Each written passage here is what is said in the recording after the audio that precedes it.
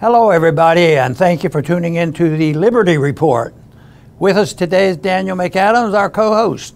Daniel, good to see you. How are you this morning, Dr. Paul? Doing very well. Happy Monday. And we're going to bring up a subject nobody ever has heard about. Donald Trump. Donald Trump. Yeah. They're trying to put him in prison. Yeah. And he's fighting them off.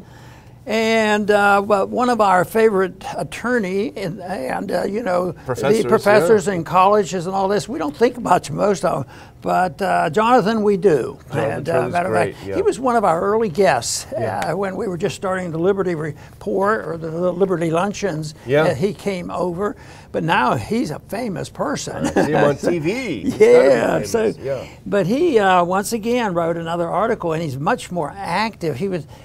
He's still very academic. He's probably the most academic one that does the political talks on the show as a lawyer. But there's a few there. But you know, for a long time when he came to our office, you know, it wasn't like I'm a Republican. He didn't use the word Republican or Libertarian or anything, but we knew he was sound in his thinking. So that's why we like to look at what he has to say. And of course, the big deal is tomorrow the indictments have occurred, but what are they going to do? They're going to arraign them. And some people think, what do the Democrats do? Don't they know any better? And it is such an outrage. But for me, the first thing I thought about, and I mentioned it to you, Daniel, is that my reflection is because I've been really fascinated, and I believe a lot of it's true. I think there's been a coup in this country that nobody pays any attention to. And the country's been taken over by, you know, people that aren't constitutionalists. I don't even know where they come from. They're not strictly Republicans and Democrats. It's sort of if you're looking at the news, I know what I do. I know you wouldn't waste your time watching the news, but I watch the news. And immediately when you turn on a station, he's a Democrat. So you know exactly what he's going to say. Oh, he's a Republican. You know what they're going to say. So you're not getting news. You're just getting propaganda. And so often the real news is the deep state. A lot of people know about that and who declares the wars, you know, and how they get away with it and how the military-industrial complex works. So there's a group of people, and there's been a little bit of that along, but I think in the recent 50 years or so, there's been a total disintegration of the republic. I don't think we live in a country that was supposed to function like a republic. And if you have doubts about what I say, just look at a couple quotes from Nancy Pelosi. Yeah, no kidding. That'll convince you. And she's just not a woman off the street. She was the leader of the Congress, and she was the one that was in charge of the police on January 6th. So you know where she's coming from.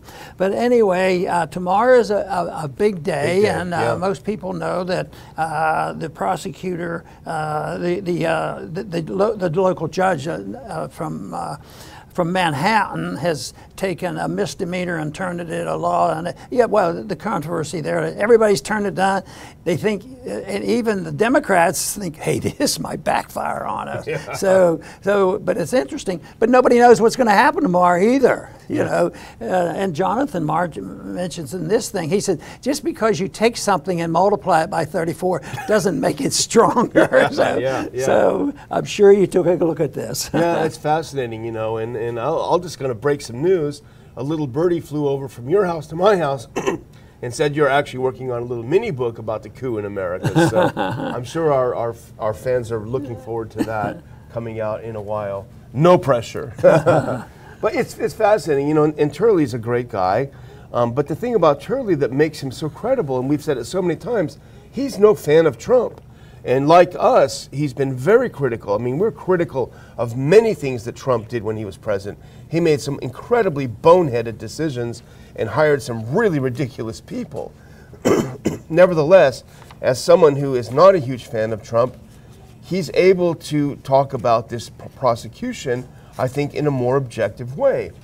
And in fact, when we get a chance, we can put this article up because we both read it.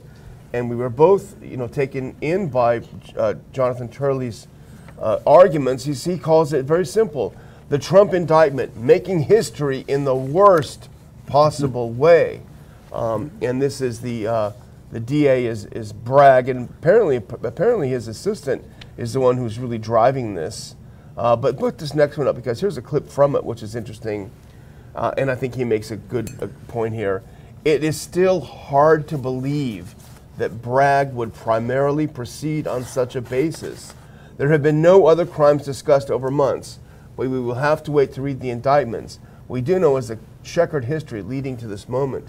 The Justice Department itself declined to prosecute the federal election claim against Trump. There was ample reason to decline. So they tried. We know you've talked so often about the politicization of the Justice Department. So if even the Justice Department says that's a hot potato, I don't want to grab on that, and you have this goofy guy, this Soros-backed guy, who comes out and says, "Well, I'll take that hot potato," and it's crazy. I mean, it's all about apparently some money that was paid to a woman to quiet her down, I guess, about something, and I don't know the details, but he turns it into this massive election fraud, sort of 34 counts against him. I saw some funny memes over the weekend of Bill Clinton making a funny face with Paula Jones because apparently he paid this woman a lot of money so that she would shut up. So there's a precedent. So when you start indicting and arresting former presidents for things that they did, it's going to be a slippery slope. So much of it that goes on, and it's important. People talk about the silliness and the ridiculousness of what's going on, the details of the legal system. Yeah. And that's where a lot of people get lost, but that's where it's really, really political.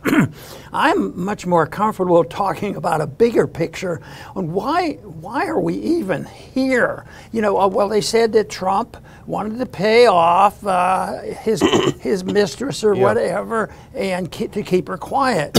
And that broke some law, they claim, and it wasn't strong, so they created other laws. Anything, people know about that.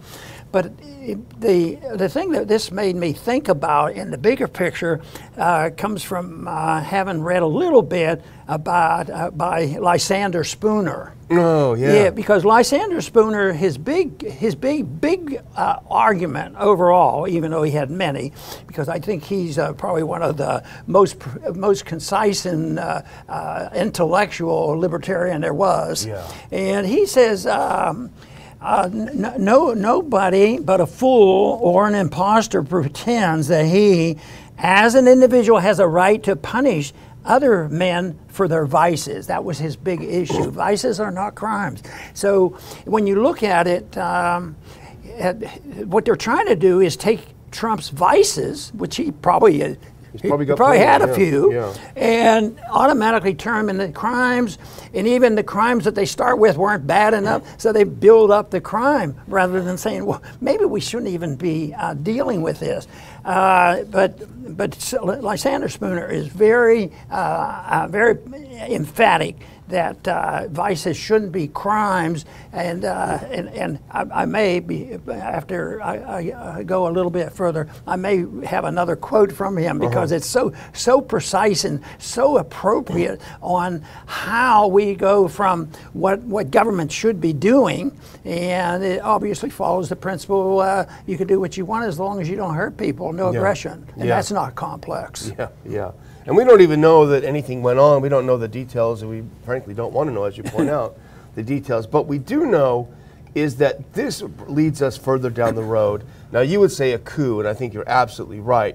But a more vulgar way of saying it is a banana republic, where we just go, we use the judicial system to attack political enemies. And that was something that's happened not only in the banana republics of Latin America, but also in totalitarian states. You use the justice system to jail your allies, and it's even happening today. And I have a little point about that later. But the funny thing is the thing that we've noted about the Trump era is that it's always an own goal. That whenever they try to do this, I mean, Trump, and I'm telling you, I don't know how I got on his list, but I'm on his marketing list or whatever. And as soon as this indictment hit, I got 85,000 emails from Trump raising money. Apparently, he's raised several $million from this, so it's an own goal. He's raising tons of money for it. He's got enormous sympathy. The Congress, people like McCarthy, who really do not like Trump, they've been sympathetic. Other people in Congress, Republicans in Congress, are now sympathetic. And even DeSantis, who was considered the #1 challenger to Trump, he had to come out with a statement saying, I will not participate in any kind of arrest of Trump here in Florida. So even DeSantis now has had to come out and sort of back off, and I think possibly put off his presidential aspirations until 2028 because of this. You know, I make the point, and this, Spooner makes the point, vices are not crimes, and this is a big thing. But that's long past. I think Republicans, Democrats, and Independents, and most people in the country, you know, if there's a vice, you know, what about the drug war? Do you think the drug war was, you know, always somebody hurting somebody else? No, it was habits and what people are allowed to do if they're not hurting other people. But I think there's an additional factor going on right now that drives this, you know, whether it's the media, the Democratic Party, or the court system, or Soros. It's literal hate. Yeah. They cannot stand the idea that this goofy guy became president.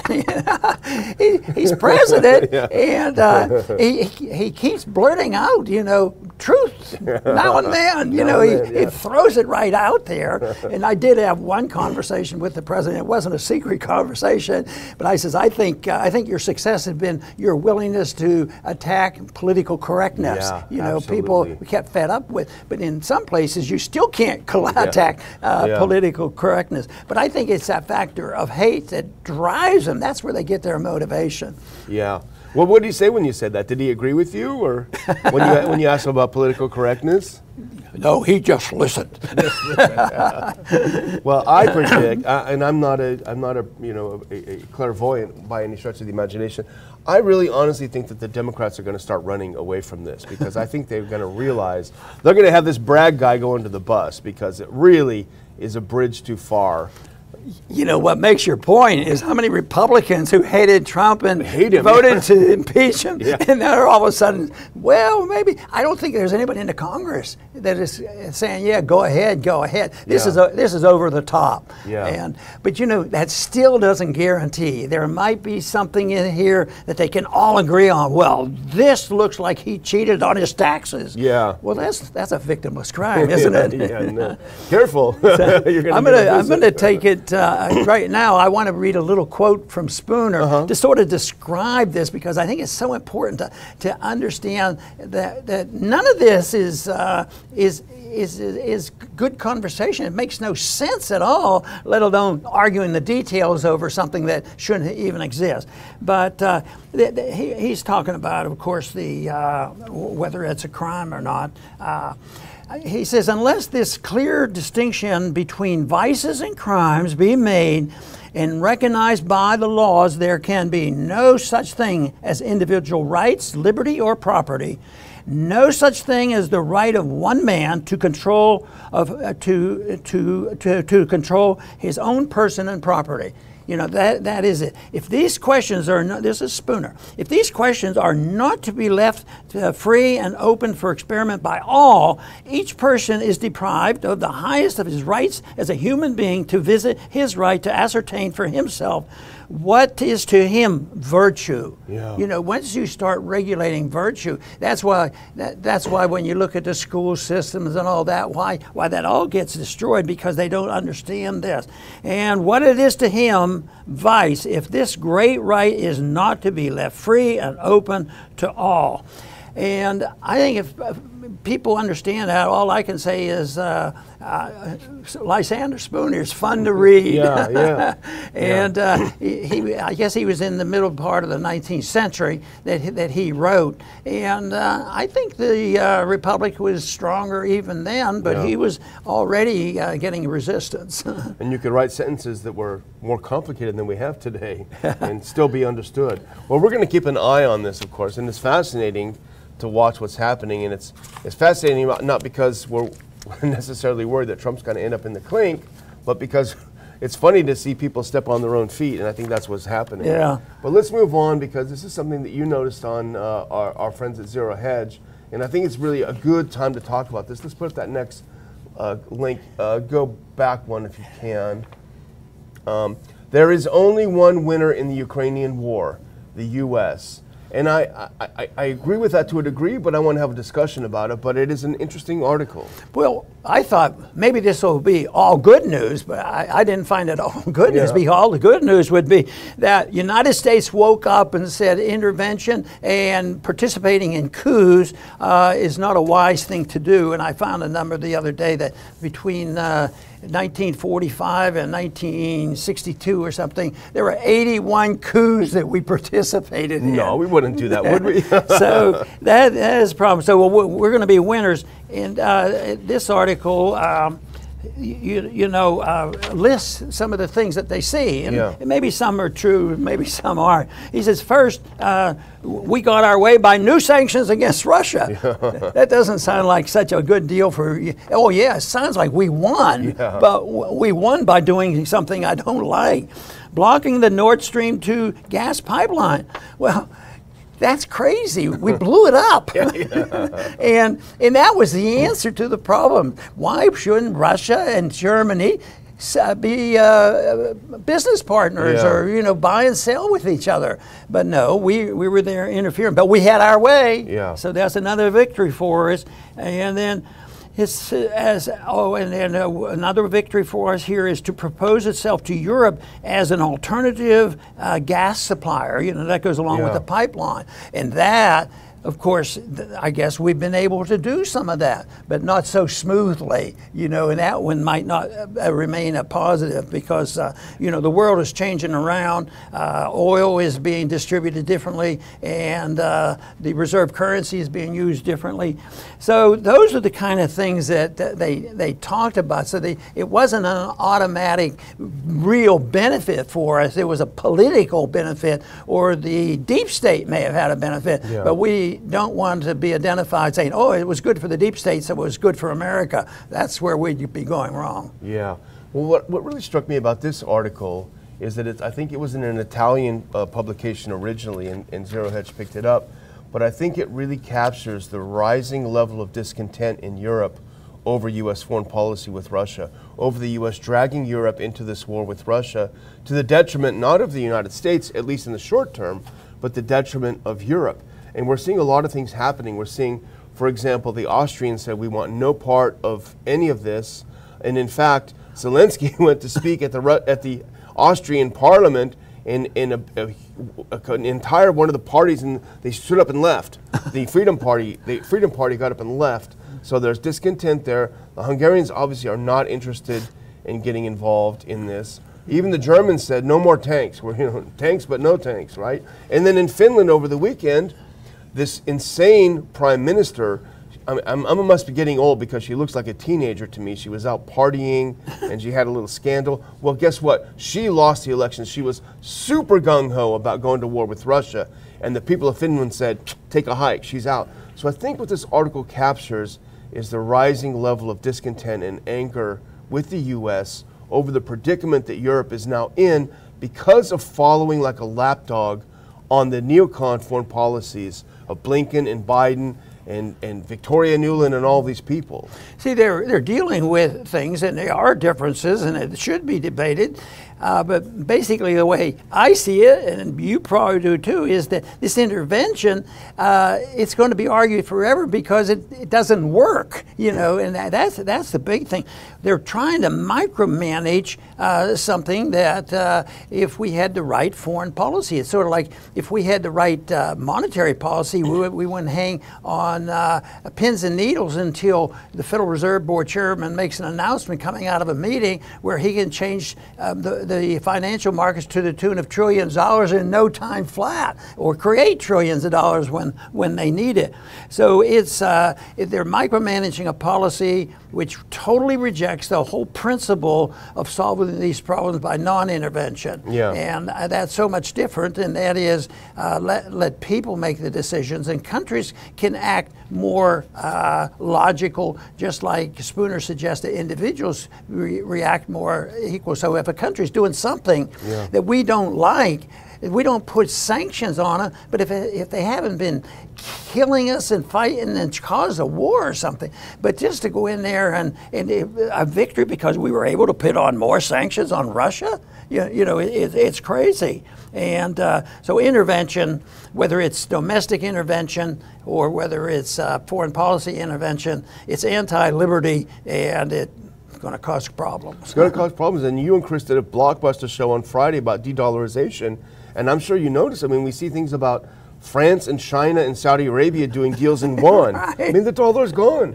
and it's. I mean, you know well more than anyone about this, and it's going to be a real issue. But I do want to make one point before we go on to our third story today, and that is to thank for another month our sponsor, 4patriots.com.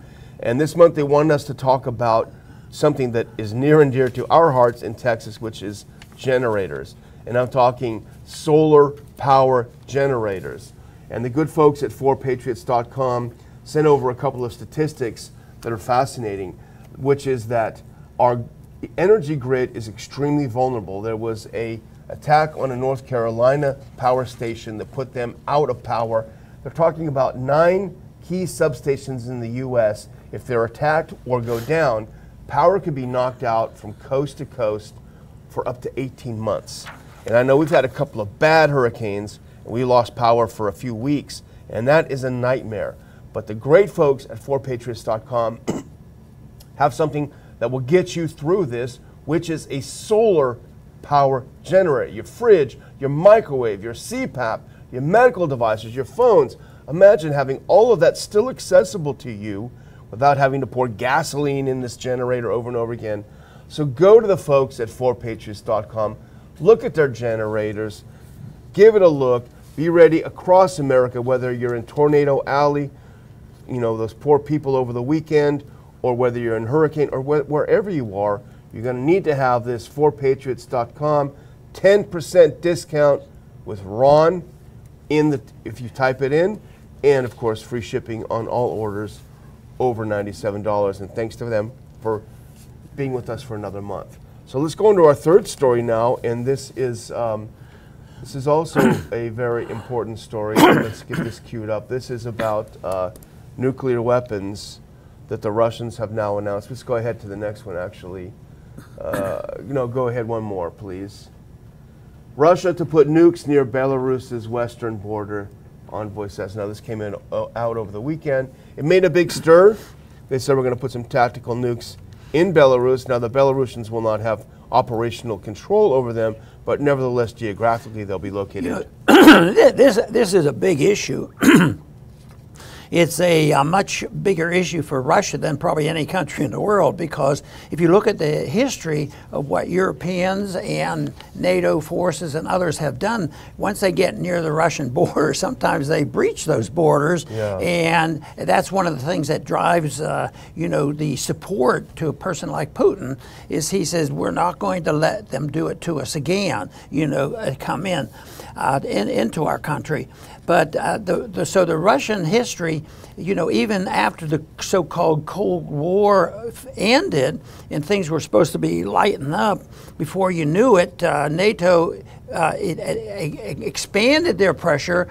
And what did they do? They took our weapons, and there's nuclear weapons involved all the time, and put them near the eastern borders of Europe, and made them much closer to Russia.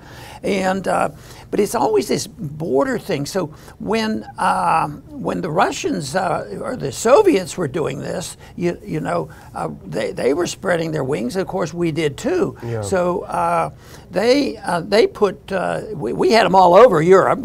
In particular Turkey, because that came up in the Cuban crisis. Yep. So what we did was, the Russians came. They worked a deal. We weren't. We never quite worked out any type of friendship with the Cubans. So the Russians come in. And they put nukes in. The plan was they probably did have them there into Cuba. So they got too close to us. It's tit for tat here. So then we get upset.